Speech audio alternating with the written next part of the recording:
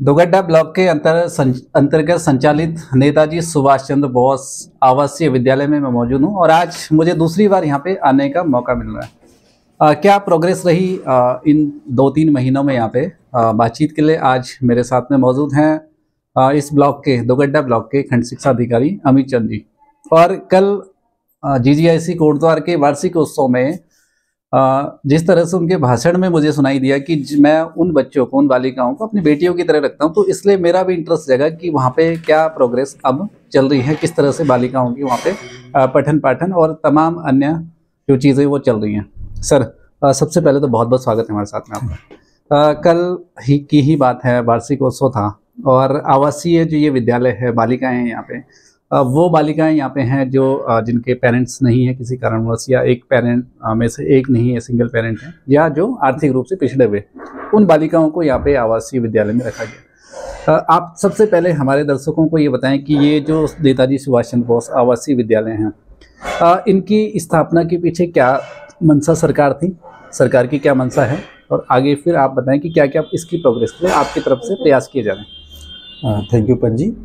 चूँकि इस सत्र में हमारे यहाँ ये इस्टेब्लिश हुआ है विकासखंड दोगड्डा में, और इसके पीछे हमारे माननीय प्रधानमंत्री जी, माननीय मुख्यमंत्री जी की एक सोच रही है कि जो ऐसी हमारी नीडी बालिकाएं हैं, जैसे जिनके माँ बाप नहीं है या कोई मम्मी पापा में से कोई नहीं है जी, या आर्थिक रूप से परेशान हैं, घुमंतु हैं, बेसहारा हैं, तो इसी को लेकर के इस सोच के साथ इसको पिछले सत्र में स्टार्ट करने का प्रयास किया गया, जो अभी समाप्त होने वाला है 24-25। इसमें थोड़ा सा हमको चूँकि एकदम से इस्टेब्लिशमेंट नहीं मिल पाया, हमें एक टेम्प्रोरी साइट ढूंढनी थी, तो थोड़ा टाइम लग गया, क्योंकि हम चाहते थे, पहले दिन से मुझे ये था कि मैं एक ऐसे बिल्डिंग की तलाश करूं, एक ऐसे भवन की जहां मेरी बेटी सुरक्षित महसूस कर सके जी। तो पहले दिन से हम उसी धारणा पे काम कर रहे थे, और इसमें पूरा सहयोग हमारी वार्डन मैम है सीमा रावत में, इन्होंने पूरा सहयोग किया है, पूरी टीम रही है हमारी।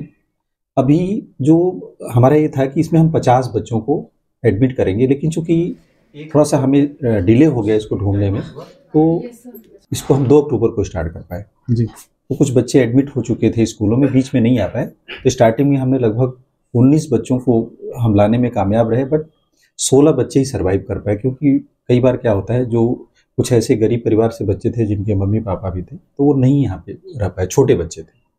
6 और 8 बच्चों के लिए तो आसान होता है हॉस्टल लाइफ में लाना, लेकिन जो छोटे होते हैं, चूँकि हमारा ये पूरा 1 से लेके 12 तक के लिए, और इसमें 1 से 5 तक जो है ये हुआ है कि जो नियर बाई हमारा प्राइमरी स्कूल होगा वहाँ हम पढ़ाएंगे, और 6 से 12 तक जीजीआईसी में।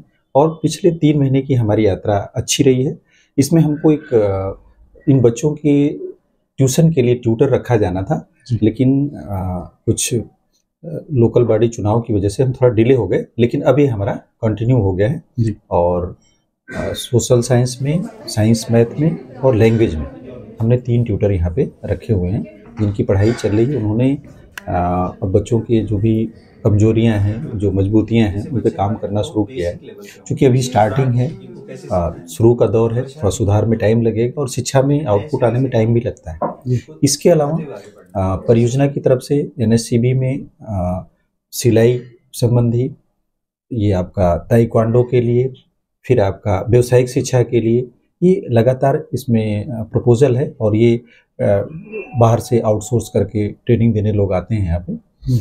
और इनका सबसे बड़ी बात है, इनके हेल्थ का एक पूरा ध्यान रखा गया है कि महीने में एक बार इनको हम, पूरी टीम हमारी पूरी कमेटी है, उसमें एसडीएम साहब हमारे अध्यक्ष हैं इसके, और बाकी जो बच्चे हैं उन्हीं में से एक अध्यक्ष चुना गया है, एक मेंबर सेक्रेटरी चुने गए हैं, वार्डन भी इसके अध्यक्ष हैं। जीजीआईसी कोटद्वार जहाँ बच्चे पढ़ते हैं उसके प्रिंसिपल भी हमारी मेंबर हैं, और जो नज़दीकी हमारा स्वास्थ्य केंद्र है उसके डॉक्टर साहब भी हमारे मेंबर हैं। तो हम लोग महीने में लगभग एक बार पूरा प्रयास करते हैं कि इन बच्चों का भी मेडिकल चेकअप होता रहे।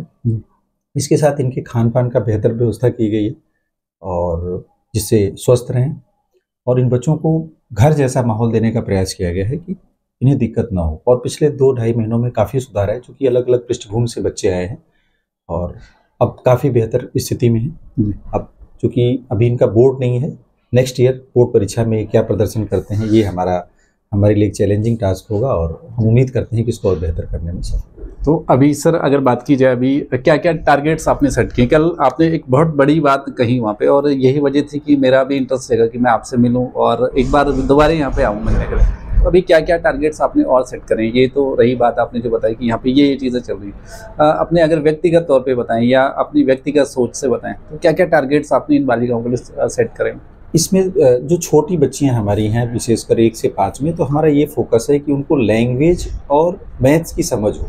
क्योंकि मेरा अपना मानना है कि बच्चा अगर लैंग्वेज अच्छी तरह से जान जाए और मैथ अच्छी तरह जान जाए तो और बाकी विषय को पढ़ने में कोई दिक्कत नहीं होती। मेरे खुद के बच्चे भी हैं, पढ़ते हैं, तो मैंने उस स्कूल में खुद देखा जा करके कि वहाँ पे टीचर सिलेबस पे फोकस नहीं करते, उनका पूरा फोकस लैंग्वेज पे और मैथ पे होता है और उसका बड़ा अच्छा आउटपुट है। तो मैंने अपने घर में भी देखा, तो यहाँ भी इस चीज़ को प्रयास किया जा रहा है कि इस पे पहले फोकस किया जाए, क्योंकि बेस अगर मजबूत होगा बच्चों का तो आगे वो कोई भी विषय समझने में या पढ़ने में वो होंगे। दूसरा, एक जो भी कॉम्पिटिटिव एग्जाम होते हैं छोटे से लेके बड़े लेवल पे, उस पर हम इन बच्चों को तैयार कर रहे हैं कि अगले सत्र से जब भी कोई भी एग्जाम होता है, चाहे मुख्यमंत्री मेधावी होता है, चाहे NMS का एग्जाम होता है, उसमें बच्चे पार्टिसिपेट करें और हम उनको सेलेक्ट कराएं, जिससे हमें अपनी क्वालिटी का अंदाज़ा लगे।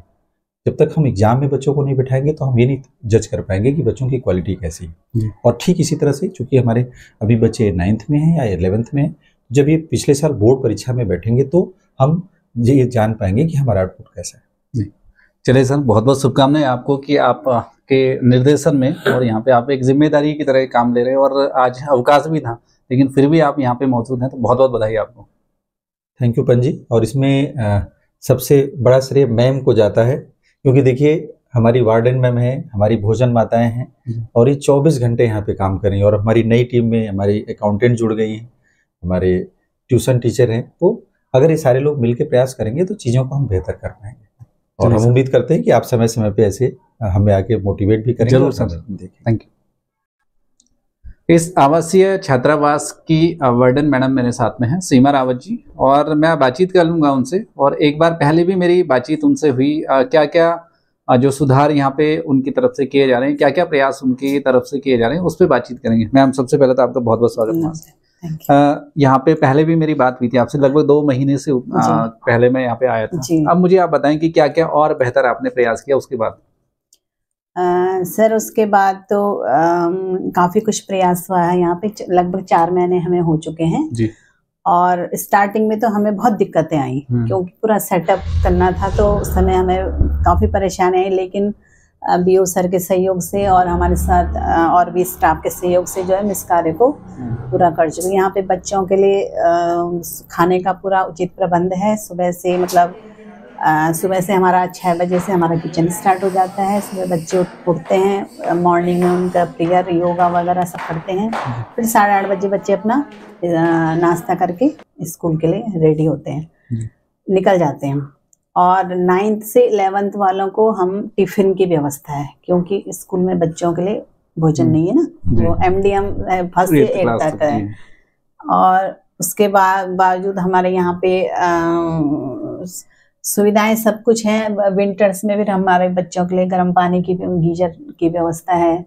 एक वो हैं रेडियो गढ़वाणी के संपादक हैं मनीष भट्ट जी, उनके द्वारा हमारे बच्चों को इन्वर्टर दिया गया, तो जिससे कि हमारा इस विद्युत उसमें दिक्कत नहीं आती है। मतलब अब जो है काफ़ी बहुत अच्छा सुधार हो गया है। और आगे गर्मियों के लिए अब हमें कुछ चीज़ों की रिक्वायरमेंट होगी, जिसके लिए हमने अपने समग्र शिक्षा उनको जो है वो लेटर दे दिया है कि हमें जो है इन चीज़ों की रिक्वायरमेंट है। बाकी यहाँ पे सब चीज़ का है। ये तो गवर्नमेंट का बहुत अच्छा हुआ है कि जो बच्चे स्कूल जाने से वंचित रह जाते हैं, दूर दराजों के थे, गवर्नमेंट ने बहुत अच्छा बच्चों के लिए प्रयास किया है कि यहाँ पे बच्चों के लिए ये हॉस्टल खोला है नेताजी सुभाष चंद्र बोस। शुरू में बच्चियाँ डरी सहमी थोड़ा, कुछ बच्चे रोते थे। यहाँ पे बहुत दिक्कत आई सर शुरू में। बच्चे कहते थे घर जाना है, ये करना है। अब ऐसा है, एक कैटेगरी अलग अलग 1st से लेकर 12th तक के बच्चे हैं। हर बच्चों के विचार अलग होते हैं, हर बच्चे अलग अलग वो करते हैं।